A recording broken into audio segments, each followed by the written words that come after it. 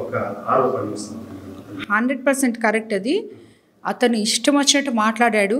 ఎవరో అప్పటికి నాకు తెలీదు.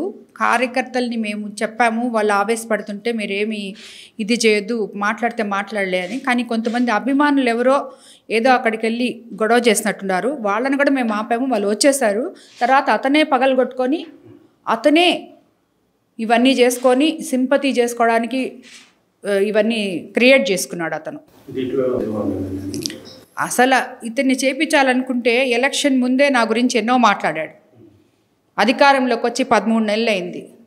మన ప్రభుత్వం అది కూడా 164 సీట్లతో మనం అధికారంలో ఉన్నాం. పోలీస్ వ్యవస్థ మన దగ్గర ఉంది. ఇతన్ని చేయించాలంటే ఇన్నిసార్లు మాట్లాడిన తర్వాత ఇప్పుడు చేయించాలా నేను? అవును అవును, అదే కరెక్ట్, అదే కరెక్ట్. యాక్చువల్గా నిన్న లోకేష్ బాబు గారు వచ్చారు. జిల్లా మొత్తం సక్సెస్ అయింది.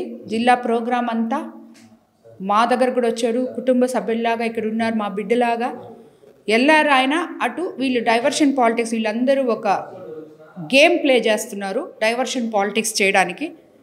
సో మొన్న అది కాకుండా ఇక్కడికి వాళ్ళ నాయకుడిని కూడా రాకుండా ఆపగలిగారు. ఇప్పుడు తిరిగి ఏమైనా ఈయన రప్పించుకుంటాడేమో జోలాడారు. మరి అనిల్ కుమార్ యాదవ్ మీ దగ్గర డబ్బు అహంకారం ఉందని చెప్తున్నాడు.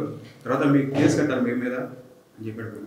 ఆ అనిల్ కుమార్ యాదవ్కి ఎప్పుడు చూసినా ఎక్కడ చూసినా డబ్బు డబ్బు డబ్బు గురించి తప్పితే ఇంకో పని లేదు.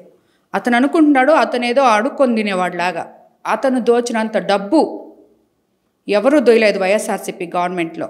ముందు అతని విందగాన సిఐడి ఎంక్వైరీ చేస్తే సక్కంగా వస్తాడు. అప్పుడప్పుడు వచ్చి కాన్స్టిట్యున్సీ లేకుండా ఇదేదో అంటారు చూడండి, తళుకును మెర్చి 4 మాటలు మాట్లాడి 13 నెలల నుంచి కార్యకర్తల్ని గాలికి వదిలేసి తిరిగే ఇతను కూడా మాట్లాడాడు అంటే దానికి అర్థమే ఉంది.